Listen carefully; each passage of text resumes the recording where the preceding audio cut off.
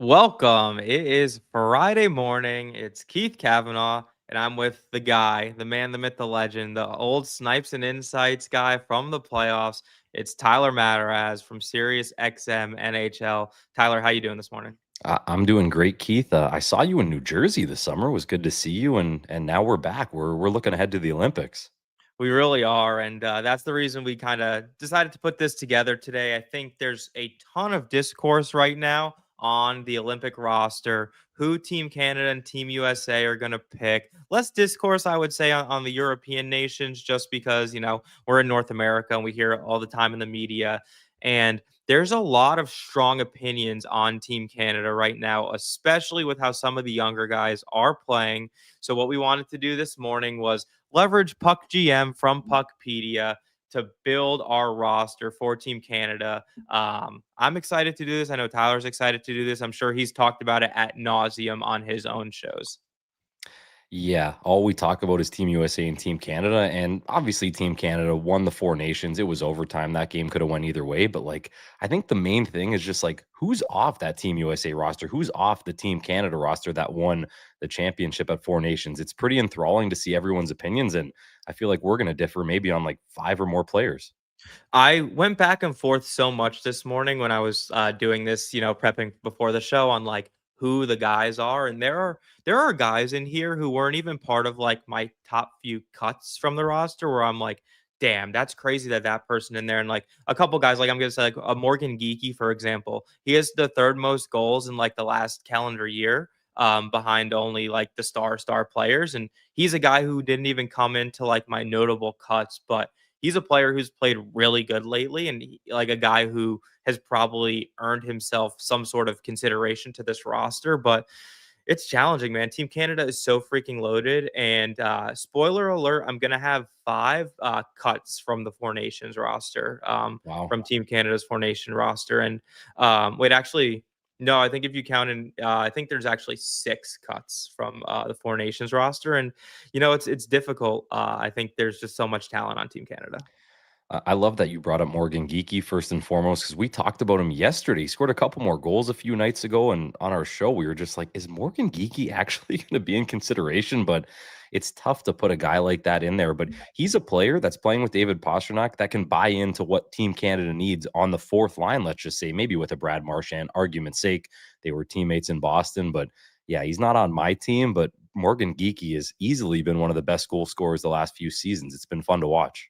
Yeah, easily. And just to level set too here, so the Olympic rosters have 25 men on it, so a little more than the Four Nations. So Four Nations only had 23. So we're basically able to build 14 forwards, 8 defensemen, and 3 goalies to this roster. So Seth, why don't when we have our producer Seth, who's going to be driving the screen shares for us. So I'm going to build my roster first, and then Tyler's going to go after me. And I'm sure he's going to chirp me along the way, and we're kind of going to go back and forth and have a bunch of arguments. And I think that's what's going to make this discourse really fun. So, Seth, why don't we start driving? So, on the main page too, when you go to puckpedia.com, you go right over to PuckGM, which is the cool interactive tool where you can build your rosters, both NHL rosters, and obviously in this scenario, we're going to be doing Team Canada. But I mean, you can make trades, you can acquire draft capital, bring guys up and down, put guys on LTIR, manage the salary cap like you're an actual general manager. And so there's been a lot of rosters. I saw someone had just built a Team USA World Juniors roster, which is really cool because they're not it's not mostly non-NHL players, but Puckpedia has all those guys, as in non-roster and players who have been drafted in the system. So I think that's really cool. Seth was just looking at Rangers roster because he's a Rangers fan, where someone traded with the Vancouver Canucks to dump Mika Zibanejad's contract there in exchange for Carlson and a couple of draft picks. So a lot of cool things in there. And when we're done, the best part about this is each of our rosters will have a link to it. You go to the link, you can we'll post it after, and then you can write comments, and you can basically say, Keith, you're an idiot, Tyler, you're an idiot, and we'll be like, yeah, probably you're right. Yeah, we're both idiots. We're ready for it though. Exactly. Well, without further ado, Seth, why don't we get things rolling here? So You call this, I don't know, Keith's fantastic Team Canada roster. And then we can do this similar thing on Tyler's. But the good thing too is on these, when you're starting a roster, you can like start with the team's foundation so that you don't have to build that team from scratch. But then what we're going to obviously be doing is the international roster. So we're going to click on that little Canada guy right there and kind of build it that way.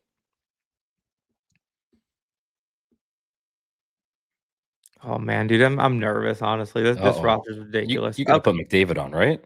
I think Connor McDavid might be on the Okay. roster, from my understanding. But all right, Seth. So how I'm going to do this is I'm going to tell you the players, and then I'm going to tell you where to slot them on the depth chart. I think is kind of the best way to do this, so that you're able to follow along. And so we'll start with the locks. I think that just makes the most sense. Like, and not I don't mean the locks. I mean the guys who have already been picked to Team Canada. So there have been 6 guys selected for each Olympic roster already, and I don't argue with any of those guys. I think the 5 of them are locks, and then Brayden Point is basically as sure as a thing as you can get, who isn't necessarily a quote unquote lock in my opinion, but he's just right below the lock status. So, all right, Seth. So we're gonna go Connor McDavid first.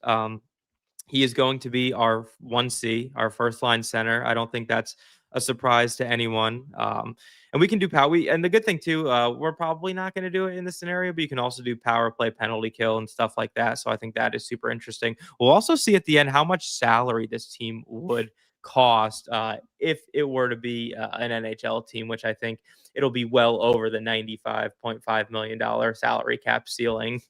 Oh, you did Keith's Canada with a K. I like that. I love Okay. that. So we got Connor McDavid, and our 2C is going to be Nathan MacKinnon, another guy who was already picked by Team Canada brass. I think it makes total sense that he slots in right there. Then we have Sidney Crosby. So I'm going to put Sidney Crosby on Nathan MacKinnon's wing. So he's going to be a left wing 2.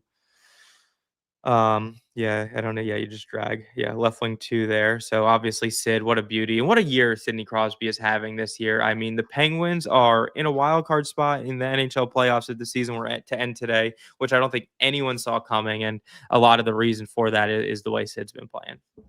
Sid's been unbelievable. Like he's almost 40 years old. He's playing like he's 25. So yeah, like Sidney Crosby on the wing. I'm still deciding if I want him as my center as my wing, but yeah, having him, MacKinnon, and McDavid as your first 3 forwards, it's just sniffs gold medal already. Yeah, and I texted someone yesterday and I was like, Sidney Crosby's got the same aging curve as Tom Brady, aka it doesn't really exist. And so the fact that he's probably gonna have another point per game year and he's already had the record for most point per game seasons of all time. And so just an unbelievable player. And he's a guy who Canada's gonna lean on. He's more than likely gonna be their team captain, and I don't have any qualms with that. Let us then go, Seth, to Sam Reinhart, who's another guy who was already picked for the team. So he's the only different. I think him and Marchand switched in terms of the Four Nations first 6 versus Team Olympics first 6. So I'm actually going to put Reinhart here, Seth, in right wing 2. So he's going to play on a line with MacKinnon. So Crosby, MacKinnon, Reinhart did play a bit together as a line in the Four Nations. And so I think that's a comfortable spot for those guys. And I know people are saying that Reinhart. The good thing about Reinhart is he can play up and down your lineup. Like he does not need to be in the top 6. And if you need to make a spot for a younger guy who has to kind of play in the top 6, Reinhart could easily slot into line 3 or line 4. He has Selke consideration. He kills penalties, and also he puts up 50 goals. So this guy is just real good guy. Won back-to-back Stanley Cups with Florida, and can't believe Buffalo kind of said, we're good. They do that to a lot of players. Yeah, he's a Swiss Army knife for John Cooper. John Cooper sees him a lot in the Battle of Florida. And as you say, you have him on your second line, but wouldn't be shocked at one point. Maybe it's not working with a guy like MacKinnon or Crosby, and he drops to the third line or even the fourth line. But yeah, Sam Reinhart's that perfect utility piece for John Cooper. Yeah, I think the good thing with these rosters too is like there's a lot of like not these line combinations like don't have to be set in stone. Like you can move guys up and down, left and right. Like there's so many centers on this team that are going to end up probably playing the wing. You look at a guy like Brayden Point, he's probably playing wing. I already have Sidney Crosby on the wing. Sam Reinhart plays center, who's going to play the wing here. So there's a lot of versatility in this lineup, and I think that is only going to help Canada kind of move on through this tournament. All right, let's go to Brayden Point now. He's another guy who was already selected. I'm gonna put Brayden Point as my right wing three. He's a guy who uh, kind of like he's not necessarily a defensive stalwart, but I think when you see kind of who I build on that line with him, I think you'll realize why it makes sense to kind of put him in that position. And on Tampa, he does play center for the most part, but he's a guy who's also like comfortable playing the wing, and I know he can kind of go back and forth there. Yeah, another Swiss Army knife who John Cooper loves. He's already on the team, and you know what? Not the best start to the season. They've had a ton of injuries as well. Where you're thinking, all right, maybe this is the game Brayden Point's going to step up and just dominate, but he hasn't really done that. But looked good at times in the Four Nations tournament, and yeah, him on the third line is the perfect place for a player like Brayden Point. I love that. Cool. And then, all right, let's go to our last first six guy picked, and that's Cale Makar. I think just the best defenseman in the NHL right now. He's on an absolute other planet. 3 points last night in the game against the Rangers. Really nice wraparound goal he had there. He does it all. He's so freaking good, and he's really gonna be a big piece of that right side D for Team Canada. What else can we say about Cale Makar? Watching him again last night in that game against the Rangers, like Cale Makar, he just creates everything from everywhere. He defends well, and Cale Makar could be the best player in this Olympics. That's not a crazy thought when you just look at the work he's done the last couple of years, pretty much being the best defenseman in the league. So him on the right side, most likely playing with his teammate in Devon Toews. It's a solid top pairing. Oh, we got a comment from someone saying Brayden Point has been absolutely awful the past 2 years. And, you know, I don't want to say I agree with that, but I think there's more that he could be doing out of his game, especially this season, right? You look, I think he's like, he has like maybe 10 points in 20 games. Like he's not a guy who has been up to his normal standard of a point per game, especially when you got guys he's playing around like a Kucherov and like a Jake Gensel. So to YOLO underscore Pinato underscore is underscore dead. I hear what you're saying, but I think he's still a good piece for this Team Canada roster. Yeah, absolutely awful. Maybe pushing it. Like he was okay at the Four Nations, but like he scored 40 plus goals last year. He scored 40 plus goals the year before that. And the comment is the last 2 years, but like he still scored 40 something last year. So I still like what Brayden Point brings to keep Team Canada. And you got to think, as a multi Stanley Cup champion, he just ups his game at this kind of tournament. Yeah, I think a lot of the discourse has been like Canada really wants to focus on guys who have won before, and like we mentioned, like that's Braden Point. Cool. All right, so those are the six auto bid guys. I don't think we need to kind of go in deep anymore. So then let me pivot to the other guys who I would consider locks on this roster, and I have, you know, and to me, when I say a lock, it's not necessarily a guy I think Canada is 100% going to pick, but it's just like my personal opinion of who I think should be a lock on this roster. So the next guy is Mitchell Marner for Las Vegas Golden Knights, formerly of the Toronto Maple Leafs. He's a guy who he's had an unbelievable start to his tenure in Vegas. He is getting assists like no other. He's well over a point per game this season. So I'm going to put Mitchell Marner with Connor McDavid on line one. I know Mitch can also, I think he played a little bit of a third line role on Four Nations, but when you see the left wing I put with these two guys, I think it might make sense as to why I put Mitch on line one. He's a guy who, he plays power play one. He probably will be on power play one for this team, but not like 100% guaranteed. But he also kills penalties, right? Killing him less in Vegas than he did in Toronto. He has about 22 minutes this year on the PK, which is like about a PK2 level, but still a guy who's very versatile, very responsible defensively as well. Yeah, he can dazzle and he can almost do the same defensively. Like him on the penalty kill when he was with the Maple Leafs was great. He's been good so far in Vegas defensively. And you talked about Sam Reinhart for a Selke. Like Mitch Marner could easily be up for a Selke. He's actually good defensively. And you're right. At the Four Nations, we saw him drop from that first line with McDavid to the third line. Fourth line might be pushing it, but like on the third line, we'll see who else you have. But like I could see Marner at some point maybe being in that right spot where you have Brayden Point and maybe Point being in the middle. But Marner, another Swiss Army knife. John Cooper just has so many of those players at his disposal.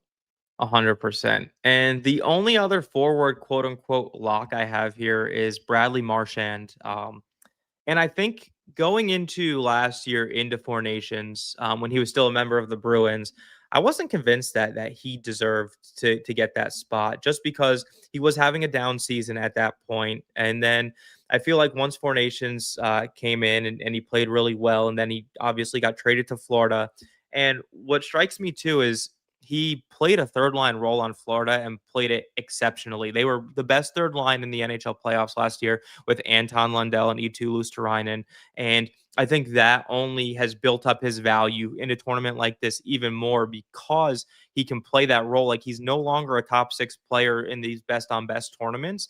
But I mean, you look at his start to the year, I think as of a few days ago, he was leading the entire NHL in primary points this year. He's had an absolutely incredible start when you have guys like Barkov and Matthew Tkachuk out of the lineup to start the season. And Brad Marchand on that third line with Brayden Point and the center, who I'll reveal in a second. I think that this is just a player who is obviously going to be on Team Canada and can play a really strong role there.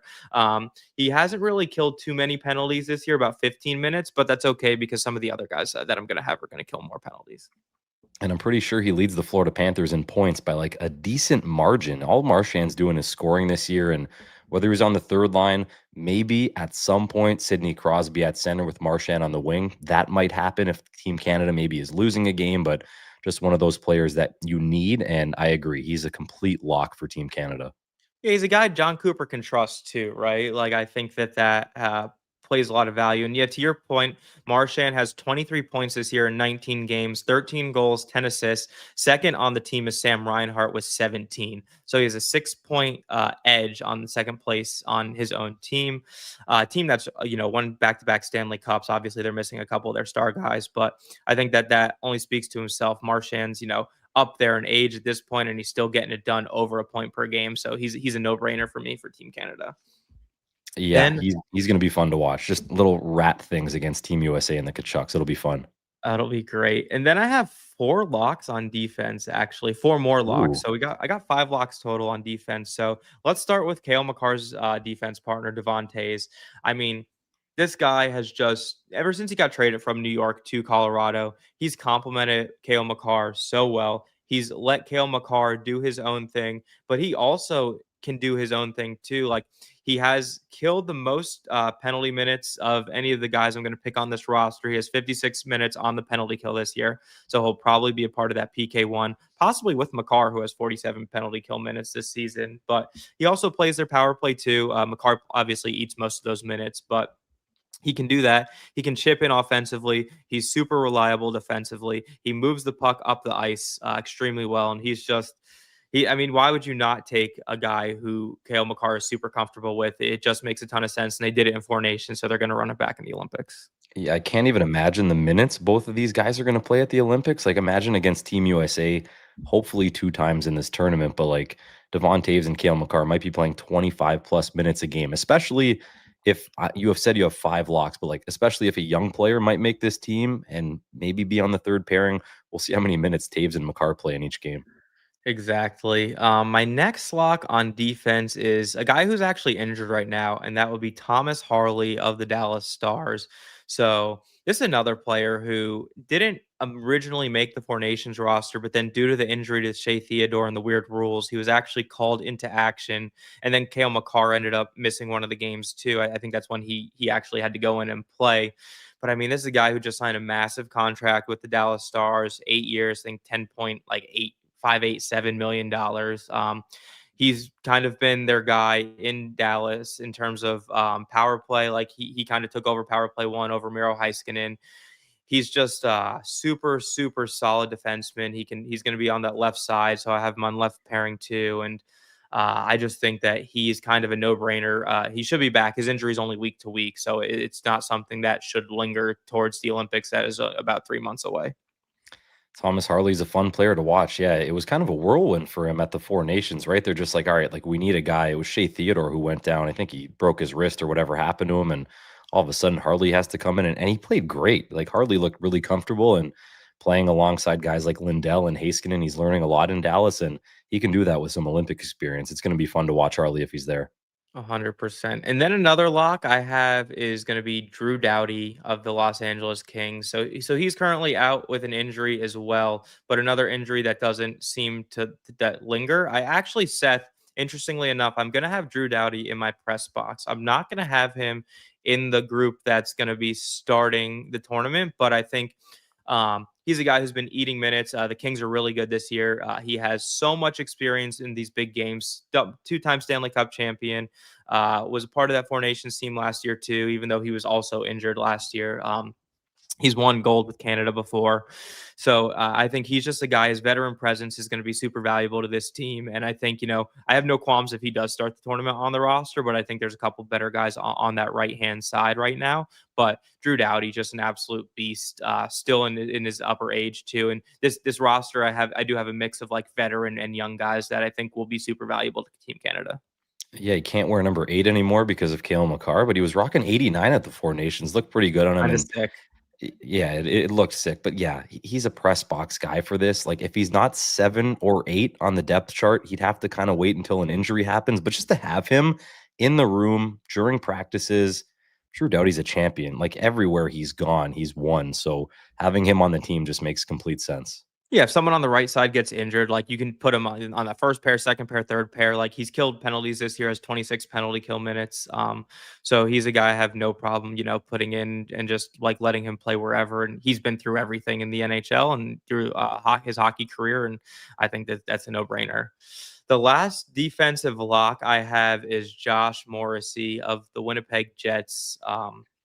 He's another guy who I think is just like such a good defenseman. Like he does it all for his team too. Like he eats pucks, he has an offensive touch to his game. He plays penalty kill. Like he has 29 penalty kill minutes this year. Winnipeg's way better in the lineup with him. Yep, Seth, I have him as my left-hand defenseman, third pair. I just think he's such a good player, and I think he's honestly another no-brainer for Team Canada. Yeah, Josh Morrissey, calm, cool, collected. He's not Quinn Hughes. Nobody's like Quinn Hughes, but like just reminds you of how poised they are with the puck. So Josh Morrissey hopefully can play a big part for this team. It was unfortunate he couldn't be there when Team Canada won because of what happened. But Josh Morrissey looking for a gold medal. And yeah, he won the championship of the Four Nations. But Josh Morrissey, he's looking for really his first win, his first big win as a part of a team in his National Hockey League career. Yep. And then let's keep this thing moving. So the only goaltending lock I have right now is a guy who actually wasn't named to the Four Nations roster, and that will be Logan Thompson. He's a player who, for whatever reason, I think like maybe him and Aiden Hill had a little bit of beef. There were rumors as to like what necessarily happened, and I think last year in an interview he had like a little before Four Nations, he was like, they didn't even call me to, so like he might not have even been viewed as like one of their first cuts in the crease. But Logan Thompson has been the best goalie of Canadian ilk the last couple of seasons. This year, right now, he's second in goals saved above expected and goals saved above expected per 60 for goalies who have played 7+ games this year. He was unbelievable for Washington last year, helped lead them to first place in the Metropolitan Division. He moves really well crease to crease, and I think he's right now their best goalie. And I understand why like guys like Jordan Binnington have been like the guy for Canada, at least in Four Nations, but Binnington's having a down year this year, and I think Logan Thompson has to be that starting goalie in the crease when Canada begins the Olympics. Completely agree. And it's interesting. I think they only invited Binnington, Hill, and Montembeault to their orientation They camp, invited the three goalies from Four Nations, and they basically said that wasn't like who they're picking, but they just invited them because they were a part of Four Nations. which is understandable. But when you have Logan Thompson playing the way he's playing, you have to give him a call this time. And yeah, I'm with you. Logan Thompson's a starter. To Jordan Binnington, who hopefully I hope you have on the team. Remember, he's playing in front of he's playing behind the St. Louis Blues. In this scenario, like last year at the Four Nations, he's playing behind a really, really good team, Canada, which helps him. When he won the Cup in St. Louis, that Blues team was absolutely stacked. So that's what makes a difference. His numbers are down because his team absolutely stinks, but I'd for sure have him on Team Canada, and I'd probably give him that starter's role to start it and just see how it rolls on from there. Cool. Yeah, we can finish out. We can fill out the goaltending right now here, Seth, too, real quick. So we can add Jordan Binnington. He's going to be my second goaltender on the depth chart. We said enough about him. Like a little bit of a down year, but playing in front of a Blues team that isn't playing that well. They're not getting the goaltending though. So, but I think he's a big game guy. Won a Stanley Cup. Was unbelievable in Four Nations last year. He's going to be a guy that's on this team regardless of his current form, in my opinion. And then the third goaltender I'm bringing to this tournament, and this was tough. So I'm cutting Aiden Hill and Sam Montembeault from the original Four Nations roster. I just think Hill's been hurt this year and he hasn't been too great. And then Montembeault is having a real down year in Montreal, unfortunately, to the point where Dobish is kind of taken over a little bit. But Dobish has been cold of late too, so neither Montreal goalie's really taken advantage of that. I really wanted to take Scott Wedgwood. I think he's playing the best of the group I had to select from right now. Like he is a really, really strong goaltender, and he has familiarity with Makar and Toews and MacKinnon. So there's definitely some familiarity with him. And I don't think Team Canada is going to take him, but if they took him, I think that honestly is probably the right play. But to me, I'm going to take Darcy Kemper as the third goaltender. I think he's a guy who's won a Stanley Cup. He has that big game experience. He plays really well in front of a strong defensive structure team like the LA Kings. And I think there's a lot of similarities with how the structure of Team Canada's defensive core is going to be. And he's a guy, the third goaltender isn't necessarily going to really play, you hope, because you have the first and the second guy. But I think his experience and just trust in a big game, I think Darcy Kemper makes a lot of sense. Yeah, and he's played with some of these players before, won a Stanley Cup. Darcy Kemper, it's a third goalie slot where, yeah, you're right. This guy's probably not going to play unless the two goalies in front of him, one of them is really bad or one of them gets injured. But whoever this third guy is just has to be there as support. That's why I think whoever the third guy is going to be a Stanley Cup champion, is going to be a guy with a lot of experience and going to be a veteran. So we'll see who it is. But yeah, it's tough to argue a guy like Kemper who's won before. All right, so let's fill out this forward group then. So in left wing one, I think some people might think this is. I think it's a good pick. I don't really care. I'm going Macklin Celebrini. He's a guy who he is unbelievable at such a young age. He is kind of taken over. He's second in the NHL in points this year. He played in the IIHF championships last year with Team Canada, with Sidney Crosby on his wing. And he's a guy who mostly plays center in San Jose, but I think he can really play the wing and do a lot of damage. And then align with him, McDavid and Marner just has a ton of speed, a ton of 200-foot defensive responsibility. And this line, especially if they're playing with Cale Makar, I mean, holy smokes. That line can create damage, but I'm glad you have Celebrini on the team. Like this, what else can he do to get on this team? People don't have him on their projected rosters, and they're thinking, "Oh, it's Celebrini or Bedard." Why can't you take both players? Like both players are playing the best hockey they've ever played. And yes, Macklin Celebrini's had a less sample size than Connor Bedard, and Bedard's come up and played unbelievably this year. But Celebrini on the top line, I think that's a given. I have him on my top line as well. All right, and to your point too, I'm taking Connor Bedard as well, but he will be in the press box to start. I don't have him because he's a guy I think that needs to be in the top six, just based off of like his age and just like defensive responsibility and everything like that. And so if you're not gonna put Sam Reinhart in that bottom six, which you can, like the good thing is like you definitely can put Sam Reinhart there if you want to play Bedard. But again, Connor Bedard is fourth in the NHL in points, had a hat trick the other night. He has taken a huge jump in his third season, a little bit of a down year last year, but still a really solid year. And I think a lot of unfair criticism of him, just based off of like look at what he's had to play with in Chicago the last couple of years. And then when the team's finally doing good, you look at who the catalyst of that is, and it's Connor Bedard. And I think not only for this tournament, but like him and Celebrini are the future of Team Canada. And so I think the experience alone will be really valuable for these guys. And, even if Celebrini, like, you could swap him and Bedard if Celebrini plays a game and doesn't do well, like you put Bedard in on that top line with McDavid and Marner. And I think that also plays. And so he's another guy I think just kind of has to be on this line, this team based off of how he's played. He does have to be. And yeah, the experience is key. Getting to play with players like Crosby and MacKinnon and McDavid, like Brad Marchand, who's won so much in his NHL career. These players, in my eyes, need to be on this team. And yeah, whether it's in the press box, whether it's in the top six, whether he plays one or two games or the entire tournament, we got to see number 98 playing, maybe with number 97 at times, but on this Team Canada squad. Yeah, I totally agree. Let us all right, so then I have my 3C. I'm going with I just think a guy who's played extremely well this year and is probably maybe the front runner for the Selkie right now, and that's Nick Suzuki. Um he's a guy I think when you put him on a line with Marchand and Point, people are going to criticize my bottom 6 for sure because they're a little undersized, but at the same time these are guys that play with jam, that are defensively responsible, that play penalty kill minutes. Suzuki, not as much. He's only had 13 minutes on the penalty kill this year. But I think a line with Marchand, Suzuki, and Point would be really strong to match up against, a Team USA or a Team Sweden's kind of top offensive line. And, he's done really well with Cole Caulfield too. Like he can bring that offensive punch. He could probably play in your second power play unit if you need him to. He's obviously plays PP1 in Montreal, and I think he's just having a really great year. And I think he's worthy of the spot here.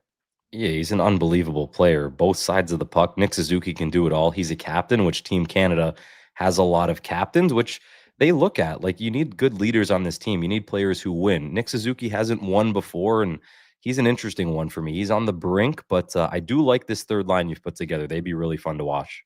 Yeah, and there's so many other options I could have chose here. Let's just fill out this fourth line here really quick, Seth. So I'm going to give you all three names at once. I'm going to go Brandon Hagel on the left wing. This one's going to be maybe a little controversial. I could see people not loving this pick, but I'm going Bo Horvat as my 4C. And then on the right wing there, I got Seth Jarvis. Again, a little bit of an undersized line, but you look at all these guys, right? Like Horvat's well over a point per game this season.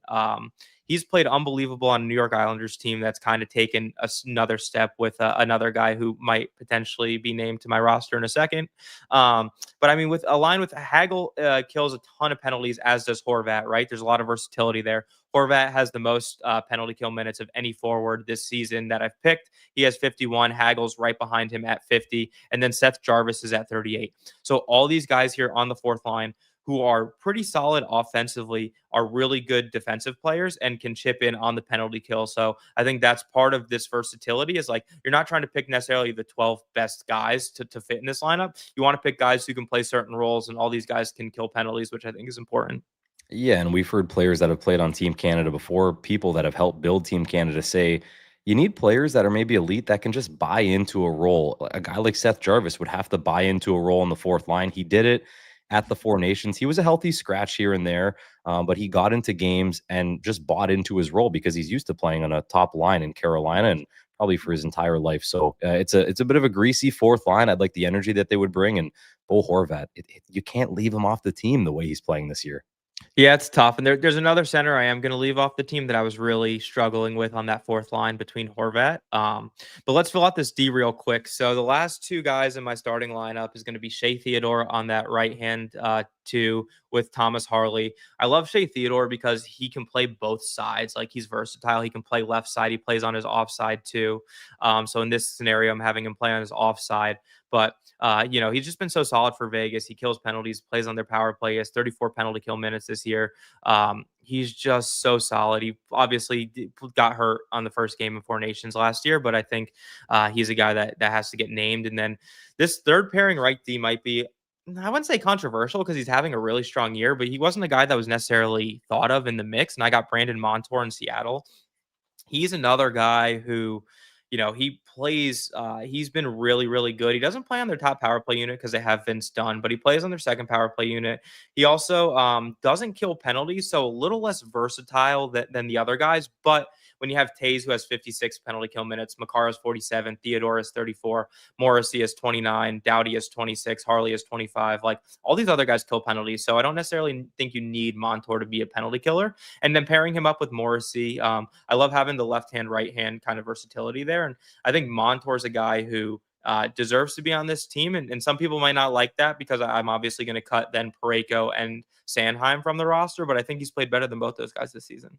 He definitely has. We saw Travis Sanheim score an overtime winner last night, but regardless, like I think Sanheim's off this roster as well. Brandon Montour is just so dangerous, right? Like Makar is going to be your PP1 driver, but if you can throw Montour on PP2 with some of the players maybe that are in like your second and third lines up front, Montour can really help that second power play unit. And hey, he's a guy that maybe you can swap out with Drew Doughty if he's not playing well. He doesn't have a lot of experience compared to Doughty, but an easy swap for me on the third pair. Totally. And then let's go finish out the press box here. So right now, wait, Seth, can you scroll down a second? Sorry. Who do I already have in the press box? So we have Drew Doughty and Connor Bedard in the press box. So the next guy I'm going to have, the other forward I'm going to have is Mark Stone. He's just a so solid guy. Like he could easily be in the starting lineup. He could play. He plays wing. He kills penalties. He actually has, he's hurt right now as well. He's on LTIR, but he had 13 points in 6 games. He had an unbelievable start to the season, and he's another guy who just a winner, a captain, and just another really, really solid player. And like if you're scratching Seth Jarvis, you could scratch, any of these guys, and you put them right in, like no problems. Some of the best celebrations in the league too. You need those at the Olympics. Definitely. And then the last press box guy I have is Matthew Schaefer. Yeah. And I don't know how you leave this guy off the roster because again, to the point of when you want guys who can win now, but you also want to build the future of Team Canada. This guy can win now and is a huge part of your future. He's going to be the best defenseman. Cale Makar is eventually gonna, not be at his peak. He's 9 years older than Matthew Schaefer. Matthew Schaefer is going to be the best defenseman on Canada in like let's call it 4 or 5 years. He's a guy you need to build around. He plays in all situations. He has the most time on ice of any New York Islanders player this season. He's playing power play one. He's quarterbacking that unit. He's getting second penalty kill minutes. He has 29 penalty kill minutes this year. And I just don't know how you leave this guy off the roster. I really don't. Him and Drew Doughty in the press box together, I'd want them mic'd up. Like, what's Drew Doughty and Matthew Schaefer talking about? Is if Connor Bedard and Mark Stone are there as well, but he is, I don't want to say a lock because he's a child. He's 18 I don't think years he's a old. lock. He's not a lock, but like the minutes he played last night, just watching that, like he played like 24 minutes. Patrick He's Waugh, been doing that all season. he's just been playing heavy minutes. Maybe some of the minutes aren't against the top players, but when you have all these defensemen already on the team, and if you want to throw Schaefer into a game, he can play against other teams' third and fourth lines and thrive, which he's doing this year on Long Island. So I think Schaefer's on the team as well, and I'd love to hear him and Drew Doughty in the press box together. That'd be hilarious. If you have the most time on ice on your team, you aren't able to be fully sheltered. Like that's the thing. Like you can shelter to an extent, but if he's playing all these high leverage minutes, like there are times where he's definitely going against the top lines and he's holding his own in those minutes. And like I said, I want to build for the future. So I think that this is a guy who I definitely want on my team. But yeah, so that's kind of my team Canada. So I mentioned the Four Nations cuts. So there's actually more than I thought I forgot about. So I have 7 Four Nations cuts: Konechny, Sorelli, Bennett, Parayko, Sanheim, Montembeault, and Hill.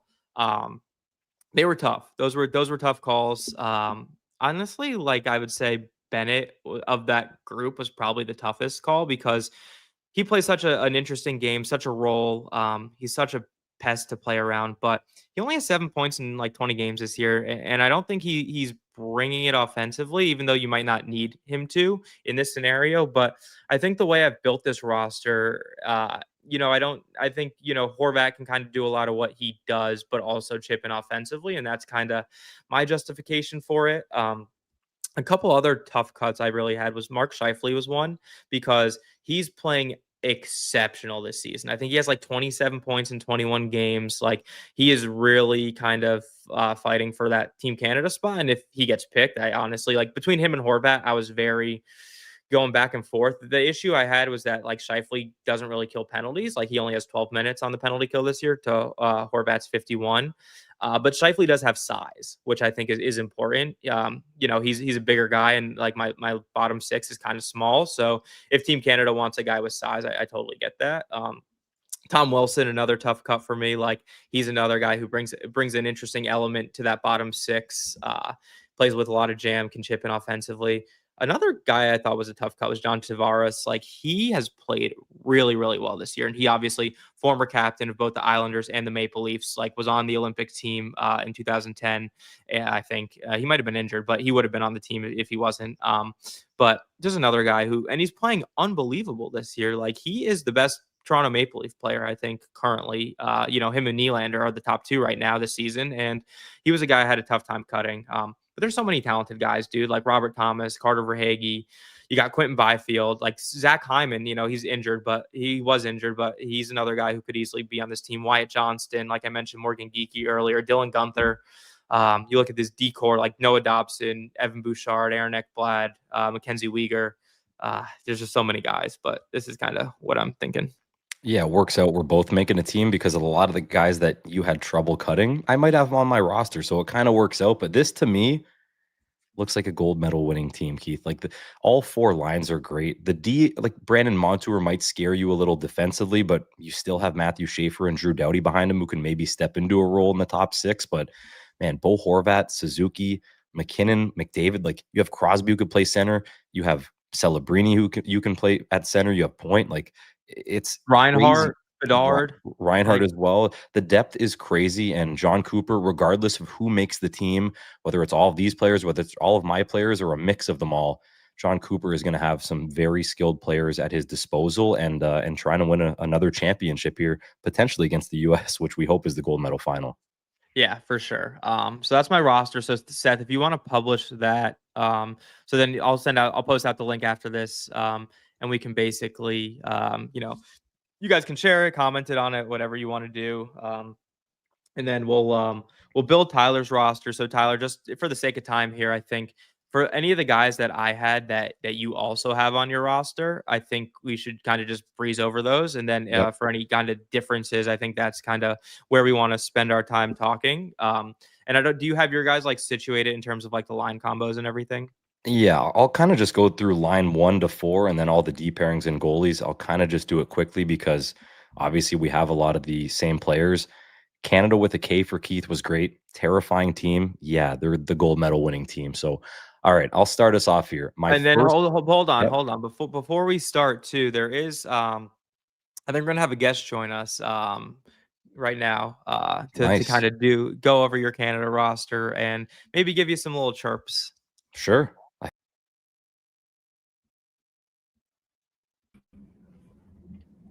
I had a feeling. And we're wearing the same hat. Oh man. We got Mr. Working in Hockey himself. It's Nick Bowins. Nick, how you doing? Dude, I heard Tyler was representing our nation, the Great White North, and I got a little scared, so I'm here to reel him in, Keith. I love that. And I don't know if you saw my roster, Bowens, but I had a pretty interesting collection of guys. I picked all 3 of the young guys that I think is kind of a big discourse right now. I do have Bedard, Celebrini, and Schaefer, although I only had Celebrini in my starting lineup. I went a little small in the bottom 6, but a lot of guys who are defensively responsible. Yeah, I mean, I agree with having all the young guys there now. I think they've all played their way into at least contention, if not a spot. And I mean, when you're taking 8D, why not give a guy like Schaefer a shot, right? Thinking back to what they did with Drew Doughty in 2010, said, hey, you're coming in as the 7th, 8th D-man. He got his shot. He earned his spot. I'd apply that same kind of theory here after Canada didn't invite Crosby in 06. Exactly. Like it only benefits the program to have some of these young guys who are the future of your team to really get that experience. Especially when like you're comparing, like they're being up for debate against guys who are like in their like low 30s who aren't probably the future of this team, and probably not even playing better than them right now too. So I think it's a win-win to bring them, because not only are they the future, but they're probably playing better than these guys you're arguing against. 100%. Everybody's calling them the future, but the reality is they're the right now. I mean, The future's now in the league, right? Future is now. I don't see any reason to at least Celebrini, Bedard. If they don't take Schaefer, I'll understand. But personally, I got him there, fellas. I love it. So Tyler, let's go through your lineup here. We'll add the locks, or like the first 6 guys immediately, which is McDavid, MacKinnon, Crosby, Point, Reinhart, and Makar. I'll let you tell Seth kind of where to put them, where you want them in your roster. Yeah, well, here we go. As Seth adds my 6 guys, I'm already going to swap our first 2 centers. You actually didn't have my top line center on at center. It's Sidney Crosby. He's my 1C. What's wrong with you? Sidney Crosby is my top line center.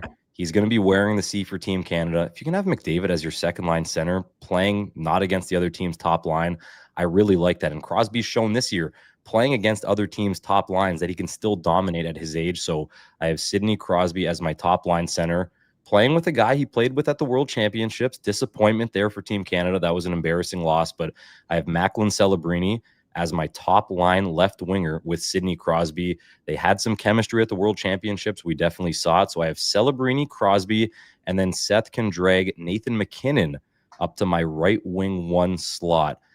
Nick, that is a deadly first line that I don't even think any nation could stop. Dude, I love it. I have the same kind of top line there. And like we said before, that's kind of the past, present, and future with Celebrini, Crosby, MacKinnon, but all guys are still doing it. And I mean, as a hockey fan in general, I would pay so much money to watch those three guys together. I'm going to throw up with Connor McDavid not being on the first line.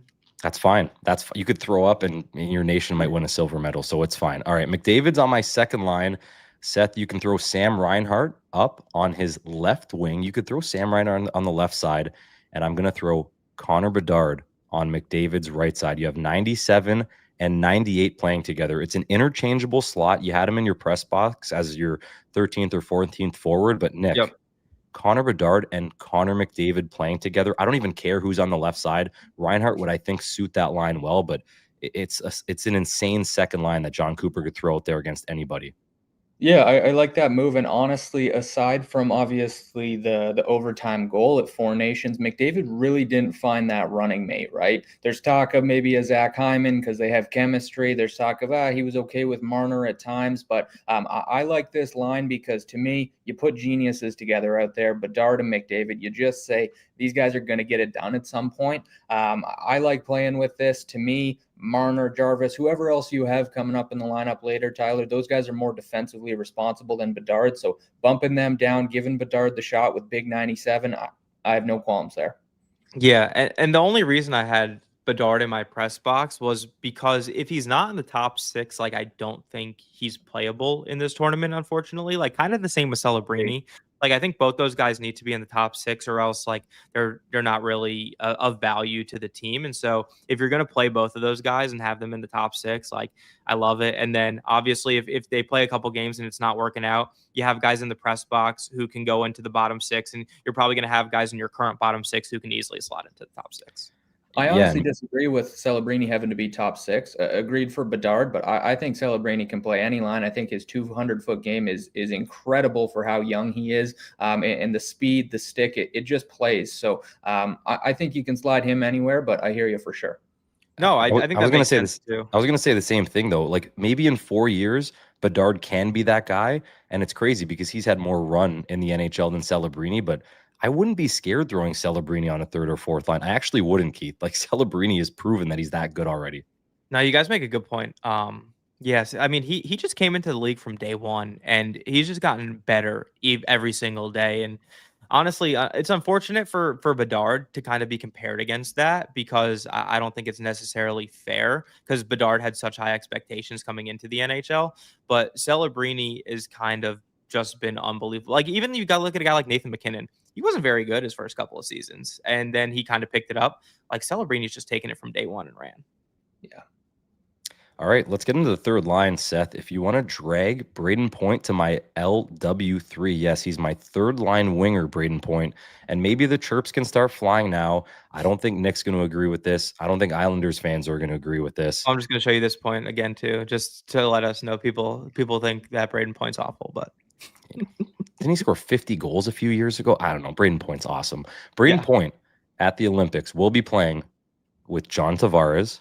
Okay. Yeah, I like that. See, you can throw him as my third line center. I like that. And the right winger, Nick, it's a guy he played with in Toronto. It's Mitch Marner, who was unreal on the third line at the Four Nations.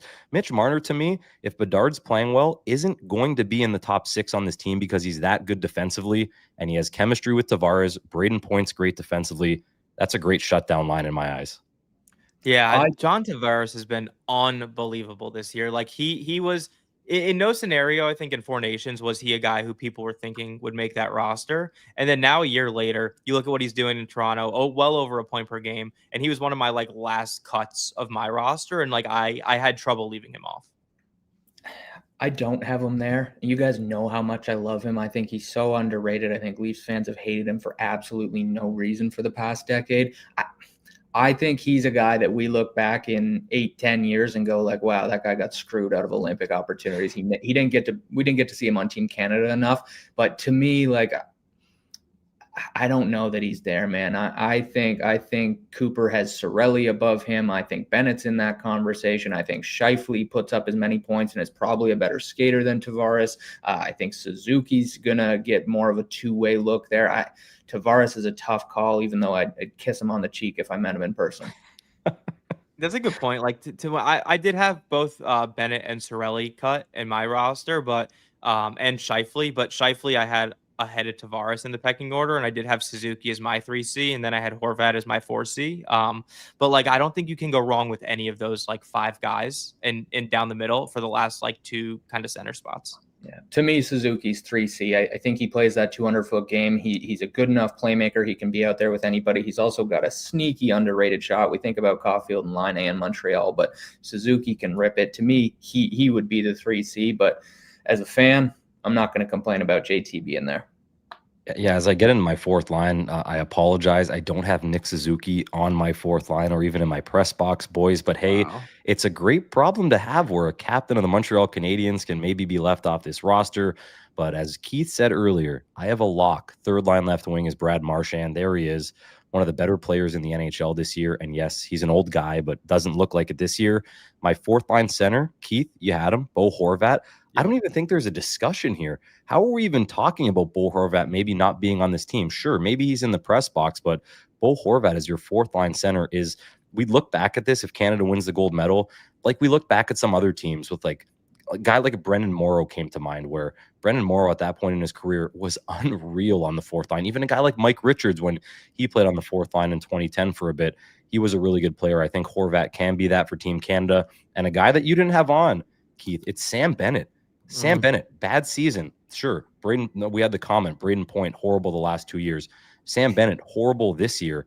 Sam Bennett has won back-to-back Stanley Cups. He played a huge part in a couple goals in that gold. Like, he scored the game-tying goal, which was an absolute snipe short side. Sam Bennett is a winner. And Sam Bennett, in my eyes, Nick, will be a perfect fourth-line player for John Cooper.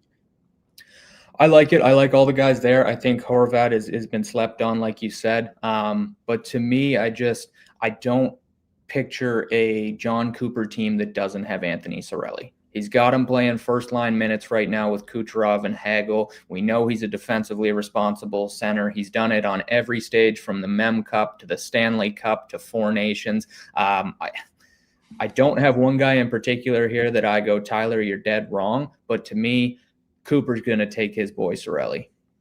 I don't disagree with that. I think what I wanted to do here was like not necessarily take it with that like thought process in mind. I kind of wanted to build how I would build it, but I think you're 100% right. Like how is he not going to have his own guy who he trusts like no other on this roster? I just don't think that Cirelli's having as good of a year as some of these other guys down the middle right now, but I think he will be fine. Like I said, there's so many guys you can plug into this roster. It's hard. Well, it's good timing, boys, because Anthony Cirelli is on my team. He is on my team. Very interchangeable with John Tavares, because I, for one, wouldn't be shocked if JT didn't make this team and Cirelli was potentially the third line center, him, Point, and Marner. What a shutdown line that would be on the third line. But I do have Anthony Cirelli, and my 14th forward is Mark Stone. Not going to say a lock just because he's injured. He went into the boards weird and like broke his wrist or whatever happened to him in that Vegas game. But Mark Stone, for me, one of the best celebrators of goals in the league. And at times last year playing with McDavid, he looked slow, but the distributing of the puck for Mark Stone, one of the smarter players in the National Hockey League, he has to be on this team. So I'm going with the captain of the Vegas Golden Knights as my final forward. What do you think, Nick?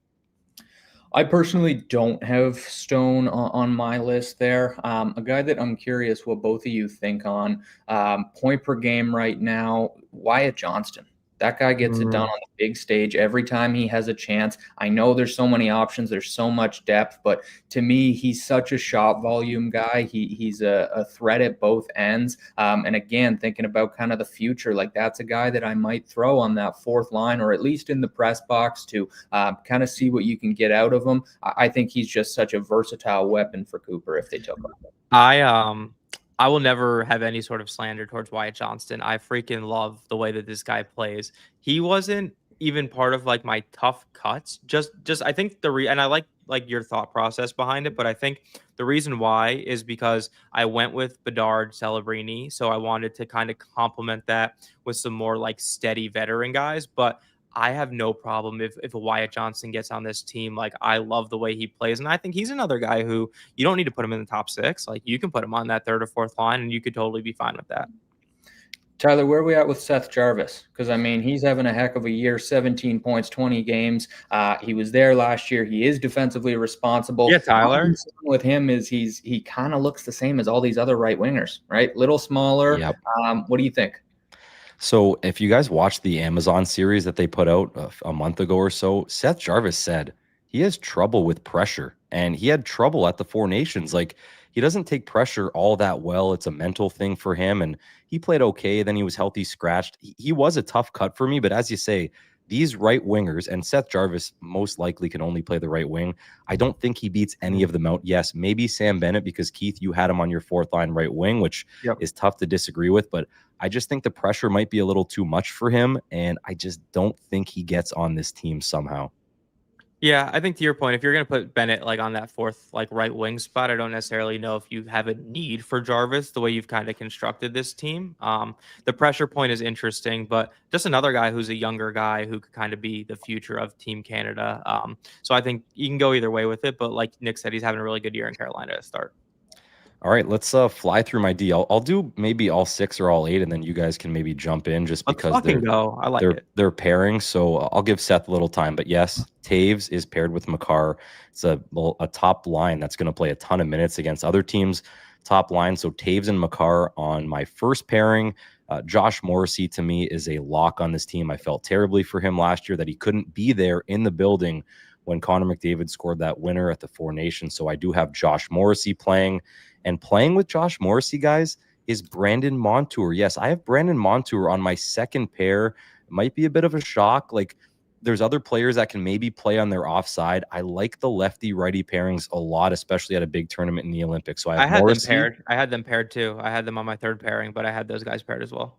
And he's a player that maybe where Drew Doughty can come in and step into a spot. But for now, I do have Montour on my team playing in a top 6 role. And then I have Shea Theodore as a lefty playing on the left side with another righty. I think this was my toughest decision, boys. I have Colton Parayko on my team. I do have Colton Parayko on this team. He is a big body. He'd probably be the biggest player on Team Canada. I just think at a tournament like this, Hockey Canada wants a player like Colton Parayko. So I do have him on. I'll say one player. You guys can chime in a second. Jacob Chychrun for me was a really tough player to leave off. Not a lot of people have him on their list, but Jacob Chychrun to me was a tough player to leave off. I don't have him on. Schaefer and Doughty, 7-8 in the press box. I still want them mic'd up from Keith's team. I would love to hear Schaefer and Doughty's conversations during these games. But yeah, those are my 8 defense. Parayko, Nick, for me, is a tough one. Doughty maybe can be in that slot, but I have Colton Parayko on my bottom pair.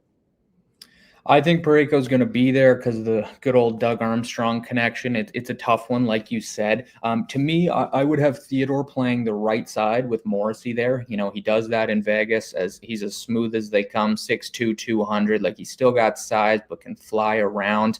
And then you'd have Harley on your bottom pair, right? I would have Harley on the bottom pair. Yeah, that's what I had in that conversation, but Harley would be there for me. Other than that, I mean, top pair's a lock, right? Top pair's a lock. It doesn't even take brain power. Like, you're just like, that's who's playing. They can do everything. They play at 5-on-5 extremely well. They both run the power play. They both get penalty kill minutes. They're the best defensive pair in the NHL by a wide margin. Yeah. Imagine Schaefer goes up there. Toews isn't playing well. Toews gets injured. Schaefer, Makar at one point. But yeah, this to me is a great defense. Harley, like Parayko, like I almost had Harley on instead of Parayko, whereas Nick said you can swap Theodore to his offside, which he's played a lot of. And that would be the exact same 6-8 defensemen that I have, like 2 exactly in the same pairings too. Yeah, it's not like we're trying to be the same or trying to be different, but no. I think these are the 6 or 8 best options for Hockey Canada. And in between the pipes, boys, I'm going Jordan Binnington as goaltender number 1, at least to start the tournament. Logan Thompson is his backup. He's far and away been the best goalie in the National Hockey League. The Adin Hill discussion is tough. I did a mock roster on Twitter a few weeks ago. I had Adin Hill as a Stanley Cup champion as my backup. At this point, being injured, I just don't think he's there. And Keith, you didn't have him. You had a tough time. Wedgie. It's Scott Wedgwood as my third guy. I am bringing Scott Wedgwood. He's one of the best interviews in the league. We had him on this year. Dan Rosen just had him on in the At the Rink podcast. Scott Wedgwood he's a very interesting guy, very well spoken, will be in media after his career, but I think will be a big part of this Team Canada team where his teammates in Toews and Makar probably love him, and he'll want to win a gold medal with these boys. Does Thompson get game 2 no matter what? Yes. If Binnington gets game 1, Thompson for sure is in game 2. And if maybe they swap and go Binnington game 3 and he plays really bad, no more net for Jordan Binnington. I completely agree. Same 1-2 for me, but I have Darcy Kemper as number 3. Attaboy, Nick. Attaboy. I think he's played great on a very mid Kings team. To me, he's kind of earned that shot again. Cup pedigree. I'd take that as my third goalie because, hey, Binnington, Thompson, they're proven commodities, but only to an extent, fellas. Like, I don't think we're sitting here thinking, oh, it's Luongo, Brodeur, and that. No, I totally agree. That's obviously, I would say, the weakest part of Canada is their goaltending. I don't think that's a secret. I think everyone's kind of beat that drum over and over again. To Tyler's point, like, I do like the Wedgwood as the third guy. Like, he's played the best, I think, of any after Binnington and Thompson are probably the 1-2 that I think a lot of people are going to have. If you're trying to fill in that third spot, I think Wedgwood's kind of the most informed goalie right now. And he has a lot of familiarity with that top D pair and Nathan MacKinnon as well. So I think that plays a factor. I mean, you look at his counterpart, Mackenzie Blackwood, can't even get in the net right now because Wedgwood has played so good. But to your point, Nick, I also had Darcy Kemper. He was he just like the Stanley Cup experience. Like, he plays really well in front of a strong defensive structure in LA, and I see a lot of similarity with the defensive structure of Team Canada. And I think he was kind of a no-brainer for me to put into that 3 spot. Agreed. No Jake Allen too for you, Keith. No Jake Allen. I wish, man. About him. I wish, dude. You know what? For me, honestly, like, I don't hate that. I think, like, if I'm building Team USA's goaltending trio right now, I might have Jonathan Quick as my third goalie just because me too. like, he's an older guy, like similar to Jake Allen, but like, he has won big games before, and he's honestly really in form. Like, Jake Allen's one of the top goaltenders if you're looking at the advanced stats this season, and I think Jonathan Quick is similar, like in a limited sample size, obviously playing behind Igor Shesterkin. And with Quickie, I mean, if anybody shoots it in an empty net, he's going to jump on the ice and settle the score, right? It's quick versus Brady Tkachuk or Matthew Tkachuk if that happens, because it would be one of those guys. But hey, Nick, did I do well? Are you proud of me representing Canada? I know you left us and you don't even live here anymore, but like, this looks like a gold medal winning team, and so did Keith's, honestly. Oh, dude, I think we've got a great shot. I love having the young guys in.